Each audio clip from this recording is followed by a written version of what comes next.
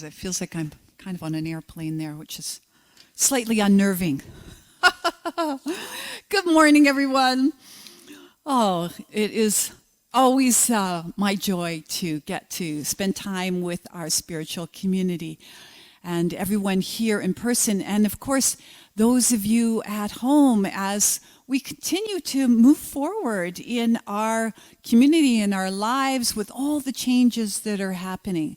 And I was thinking about, Worldwide Unity picks the themes of each month like years in advance, like a couple of years in advance.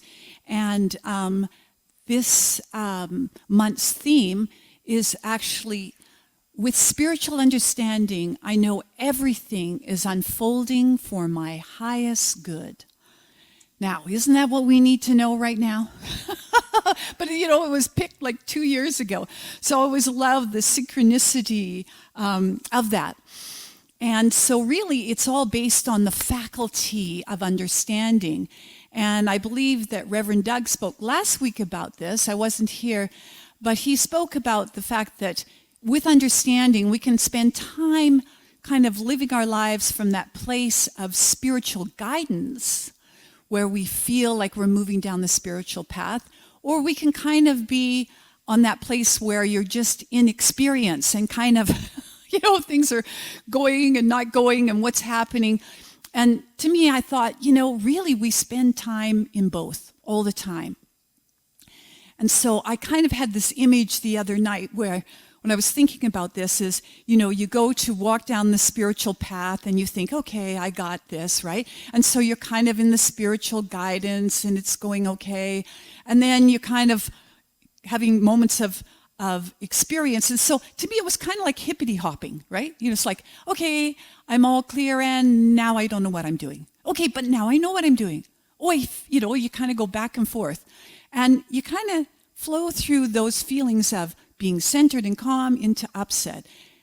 And if you're lucky, you stay on the path. And if you aren't, you kind of tumble off and fall into the prickle bush, right? And we all fall into the prickle bush at some point, because really the prickle bush is anything that is kind of our nemesis, right? Our kryptonite. Don't we all have that? We think, okay, I'm good, I'm going along, and then something happens in our lives and we're like, right? In the bushes, in the prickles. And it can be big or small things, whatever it is that we hold as a charge, as an emotional charge, right? And, the big things we're aware of, but sometimes they can be little things. So I want to talk a bit about my own experience this week, because anybody knows that if you set an intention, things start unfolding about that. You sign up for a course, and the course begins before you get there. Well, the same thing happens when you decide to do a talk. It starts happening. So the talk, as you can see, is with spiritual understanding, I know everything is happening for my highest good. So I head out to Kelowna to spend time with my son for his birthday. And I'm all excited because I actually haven't been with him for 4 years. I don't know how that all happened, but I hadn't been with him for that length of time on his birthday. And I thought, well, I'd like to do something special for his birthday. But he didn't say what he wanted or anything. And I thought, I know, I'll make him a cake. I'll make him a carrot cake because that was his favorite from his childhood. And I had this really cool pan. It was of a guitar, shape of a guitar. And I thought, well, that's cool. I used to make him trains. Well, that was when he was little, right? So I'll make a guitar cake. So, okay, all right. But I'm going to be staying at a friend's house. And I think, no problem. So I'm measuring out everything and putting it in little Tupperware containers. I'm going to take it all with me and the can and the pan. And then I get there and I've got to buy the eggs and the cream and everything because that's fresh. And it's like, no problem. I got this. So I get up on the morning of his birthday and I think, well, I'll make the cake. So I make the cake and realize it takes 1 hour to cook. I'm like, okay, gonna cut me tight. I make the icing and I think, I don't have time to ice it because it won't be cool. No problem. I will spend some time with him. I'll take him to breakfast. We'll have a nice time. Then I'll come back. I'll ice the cake. And then just before he goes out in the evening with his friends, I'll appear at the door with his cake. It'll be great, right? So that's the plan. So anyway, the first part of the plan goes well. We eat, we come home, and I make the cake, and I'm putting cream cheese icing on it, and I've got some decorations to make it look like a guitar. I've got some candies that I put on it and string licorice to put on it, and I'm thinking, wow, this looks really good. And I had to put it on a piece of cardboard, right, because no pan is big enough.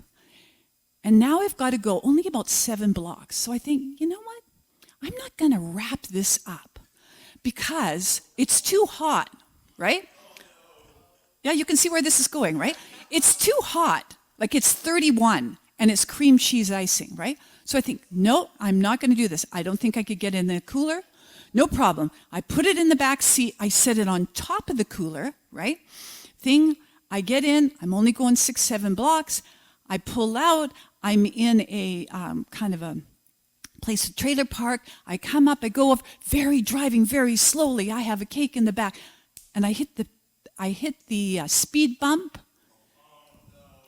and kersplat, right?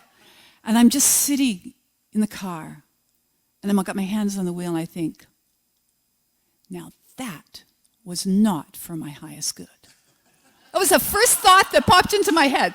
That was the first thing is that, well, that was not for my highest good, right? And I was like, oh man, I get out of the car, I go around, I open up the back thing, and the whole thing is like upside down on the floor, right? Cream cheese. So I think, okay, some parts are not touching, the floor or the ground, so I kind of grab the cake and try and turn it upside, this is not good. I have cream cheese everywhere. And of course, they're waiting for me to bring the cake. So I have to send a message to his girlfriend, disaster has struck, no cake coming. Anyway, so it was a very interesting moment, right? And my response was what was quite interesting for me in that I didn't get angry. I didn't get sad. I was just kind of disconnected.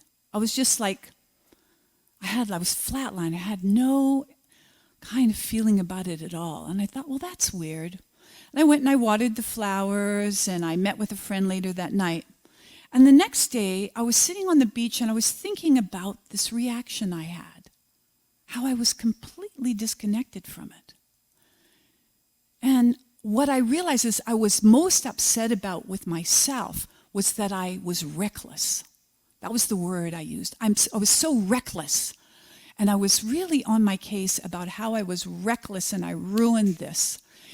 And it took me to a time in my childhood when I was about 12, and I was supposed to be going to a bowling competition. Yes, I was a bowler. To a bowling competition, and I couldn't sleep, and I was restless, and I was anxious, and my sister was playing music, and it was kind of bugging me, and I got up, and my father was there, and I said something about, well, I can't sleep because my sister's making all this noise. And, kind of a kid complaining about another sibling. Well, what I didn't realize was how my father was going to react. In that moment, he went, my sister came out of the room, he grabbed her, he threw her against the wall, he struck her, and it was just horrifying because I felt so bad, right? I never meant for her to get hurt, and I was just being a bit reckless with my thoughts, right? And it was just traumatic, right? And so of course I didn't know what to do, and I couldn't fix it, and I just split off. And that was that familiar feeling, that when something like that happens. And, and then the next day I went to go to the bowling thing. I couldn't do that, of course. I was all complete thing. And when I came home, my sister had run away. And it wasn't, of course, just that instant. But that's how it played out. So I sat and replayed that situation in my mind. And so I used spiritual understanding to look at the big picture, right? Realizing that, I did not have control over my father, how he perceived that situation. He could have said, don't blame everything on your sister, or he could have gone to her and said something like, turn your music down, or numerous things, but instead, he had an outburst of his rage. And so I began to unpack it and look at it from an adult's point of view rather than the wounded child. And that brought me some realization, and it made me also realize that when things often go wrong in my life, when I've been working towards something, I will just withdraw and I won't try again. And so it was a moment of realizing, well, I could try again. Like a friend of mine said, well, why don't you just make another cake? Well, that never entered my mind because that's not what my history had been. So I saw that how spiritual understanding something from a spiritual point of view can bring healing. And I know many of you look at things in your life this way as well and have been healing about that. So that was certainly my understanding of spiritual healing.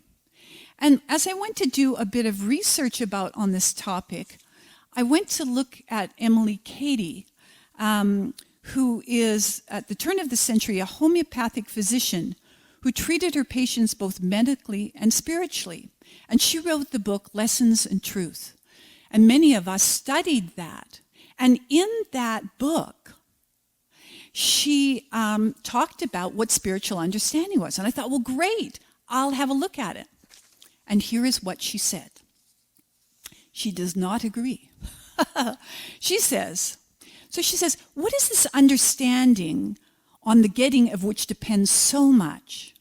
Is it intellectual lore? Oh, by the way, this was written 100 years ago, or over 100 years ago, so the language is that. Obtained from delving deep into the books of others men's making? Is it knowledge obtained by studying rocks, astronomy, human biology, geology? No. For did any of this such knowledge ever ensure life and health and peace, or ways of pleasantness and richness? Understanding is actually spiritual birth. It is a revelation within the heart of man. It is that revelation of the consciousness that the Christ is within, that God is within us, that we are part of it. And she goes on to say that until down in the depths of your being, you are conscious of your oneness with the Father, until you know within yourself that the springs of wisdom and health and joy is within your own being, ready at any moment to leap forth at the call of your need, you will not have spiritual understanding. So I was thinking, wow, all right then. So much for my definition of spiritual understanding. But, it's a process because I realize, if I did have that depth of spiritual understanding, I would be what the Buddhists call awakened. I would be an awakened being. And I would have no fear and no doubt. But I would still be a human being. And I can't remember who wrote this quote, but basically saying, it's not that the masters don't have moments of doubt and fear. It's how quickly they can come back to that centered wholeness and the truth of who they are. So I think that that's what it's about for us, is to strengthen our spiritual understanding of things. And part of that is knowing that whatever is happening is for our highest good. So I started to think about that. What does it mean for our highest good? I don't know about you, but I had gotten kind of into the habit of thinking if something was for my highest good, it would be in the flow, right? It would be working out. Okay, this is for my highest good because, the timing of it's working and I'm feeling centered about it and good and such wants to do it with me and it's all lining up, right? And so if it's all lining up, it must be for my highest good. I see a few nodding here. You know what that really means. Well, that's a lovely definition, but is it really true? Because we grow the most at the border of order and chaos when we're challenged. So the things that challenge us, we have to step up and work through, or we get taken down. And then when we're down, we have to decide how long we're going to stay there. So it's always this ongoing process of growing and changing. Now, I just went and now I'm back. Right now, we're in a lot of change. And it is easy to look around and see this pandemic and say, is this for my highest good? Is any of this for our highest good? The restrictions, the things we can't do. Some of us are struggling financially. Other people have actually had the illness. Wow, is this for our highest good? It's very hard to see sometimes, even when things result into a loss, maybe even a death. How is that for our highest good? And it's certainly extremely challenging for the human part of us. And we don't want to minimize that. We need to take time to care for our humanness, to work through our emotions, our feelings. But at some point, if you are a student of the spiritual path, if you're on the spiritual path, there's this place where you have to look deeper. What is this really about? And is this, or could this be actually for my highest good? Is it possible that the upsets that I have with my family or this car accident could be for my highest good? Well, I think if we step back and we look at the soul, the personality, of course, would love things to just work out easy, right? But the soul is here to grow and expand and learn. And the only way we can do that is by getting that bit of sand inside the shell to make the pearl. So how do we manage that? How do we work with that and see it that way? Well, the soul is resolving things from many lifetimes, because we've all been everything. Not only are we one, we'll often say we are one. Well, we're one, that means we're part of the whole. And so in lifetimes, we've probably been a lot of things. The liar, the cheater, the oppressor, the oppressed, the poor, the lost, the guided. We've been it all. So how does that all work together? And it's part of that expansion that we see there's actually a divine order. Because our world is in duality, is it not? We have day and night, winter, spring. We see that divine order a lot in nature. You ever watched one of those nature documentaries? And it depends on the perspective that the photographer is taking in the story, right?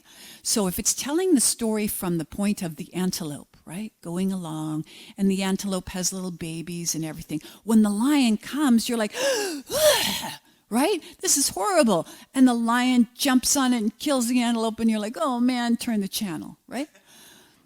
But if you're watching it from the point of view of the lioness, who's exhausted, who's been looking for food for days and days, and her little babies are whining in their den and they have no food and she's got to get food, then when the antelope goes down, you think, well, at least the babies are going to eat, right? So it's easier to see in that than our world.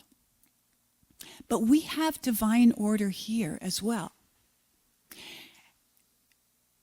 And it's not easy for us to see because of our humanness. When you look at the galaxy, more and more research is being done. And everything that's amazing to me about the cosmos and the galaxy is it's incredibly ordered. Everything is ordered. So I got to thinking, well, if everything in the galaxy, the universe, and everything is ordered, would it make sense that our existence, our human existence, is the exception? Probably not. Probably not. There's probably the order here. It's just that we struggle with it, right? As we kind of lop around from, understanding, not understanding, being on the path, not being on the path. So it comes back to really what Emily Cady said, is it's that deep knowing in ourselves that we are precious creations and expressions of love and light and the divine. And there's everything within that. And we have to embrace all of that about ourselves and to somehow live from that place. And so that's part of what we do here at Unity, is we spend our time striving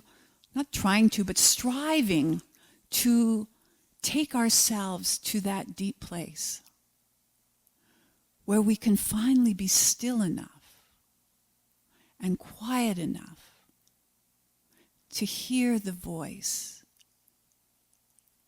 and have a deep knowing of our spiritual essence, who we really are inside. Now, I don't know about you, but I've had moments and glimpses of that. And I think, and then the next day, into the prickle bush, right? So I think it's an ongoing path. And that's what we can do with each other. We can be together and support each other in learning that and reminding each other of that. So, until I have that deep, unwavering spiritual understanding that Emily Cady talks about, I'm probably going to just keep hippity-hopping. It's just pretty much how it's going to go. And I just love to hippity-hop with all of you as well, so that we can learn and grow together. And we'll have times when we're in touch with things being for our highest good and times that we don't. And what if that's okay? What if that's part of our experience? So what I'd like to do now is actually go into our meditation, and we're going to do it a little bit different this morning. We're going to actually invite you to get comfortable and get ready to go into meditation. But what we're going to do is listen to the words of a Karen Drucker song. The song is actually called The Morning Prayer and is called I Will Surrender. And I think you'll relate to the words.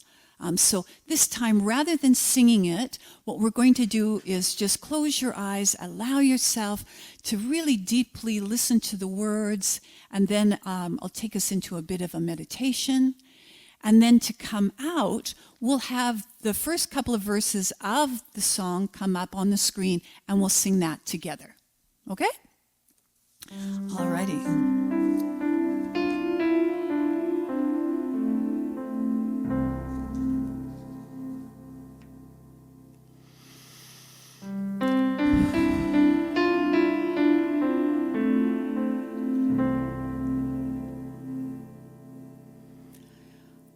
I will surrender to my greatest, highest good.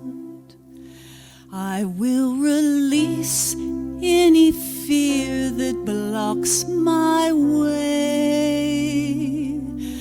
For every step I take is taken in pure faith.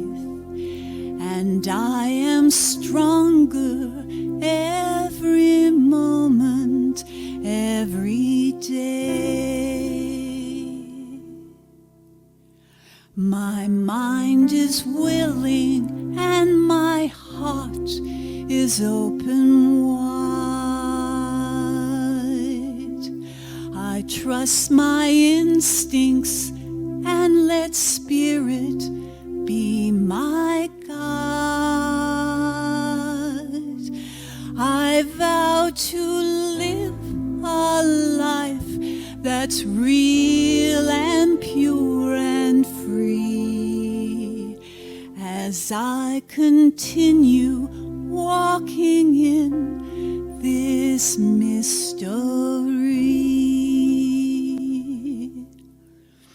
I will surrender to my greatest, highest good.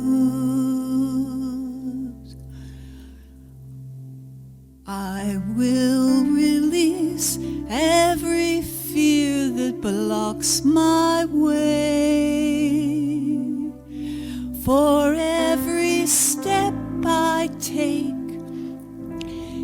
taken in pure faith, and I am grateful every moment, every day.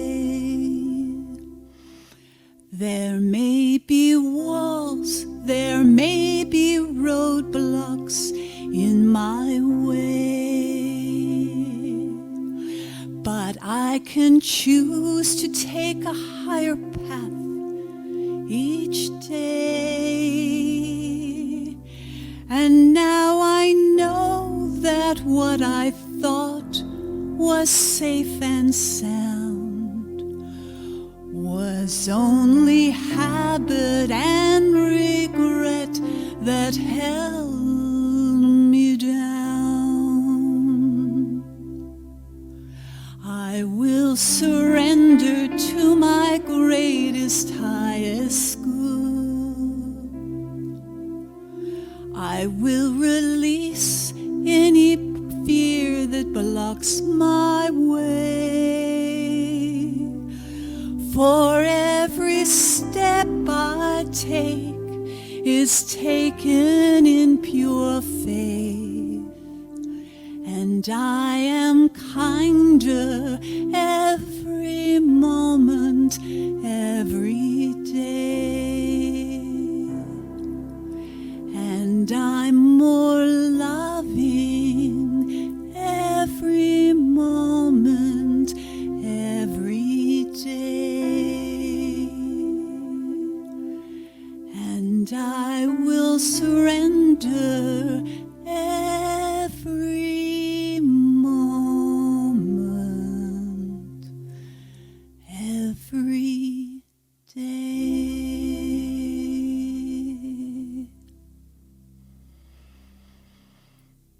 And now taking a deep breath in and slowly out, as you let the words of that song wash through you. And just surrendering in, just allowing this moment to be a time that you can let go. Kind of melting down into your chairs and letting all concerns and worries melt down your body and into the earth. And then imagine that the love and the nurturing that grows everything here is coming up from the earth, that you could draw it up your feet, up your legs, and right to the base of your spine, letting it anchor you in. Anchor into the feeling and the knowing that you belong here. You are as precious as the trees and the flowers and the mountains and the birds and the animals. It is not random that you are here at this time in our evolution of our planet. You are a precious creation. And you are centered and strong in the love and the light that created you. Imagine now just drawing that right up to your heart and breathing in slowly as though you could breathe through your heart. Feeling that coming in and going out.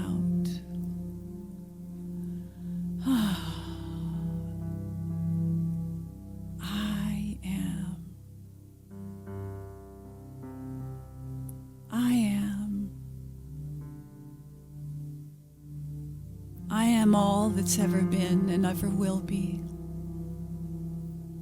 I am.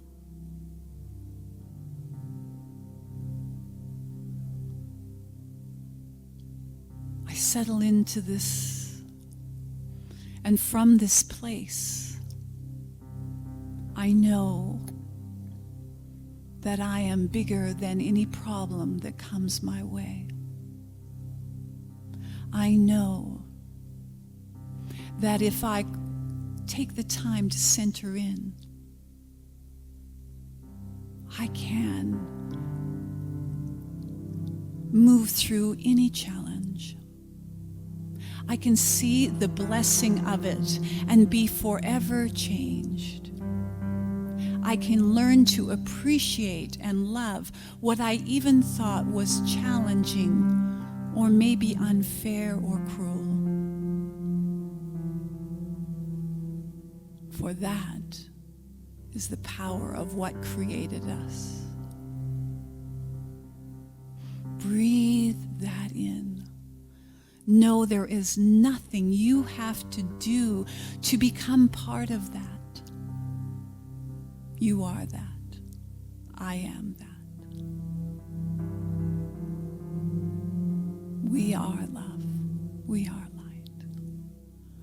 And we surrender now to our greatest, highest good. We know this to be so. And so it is.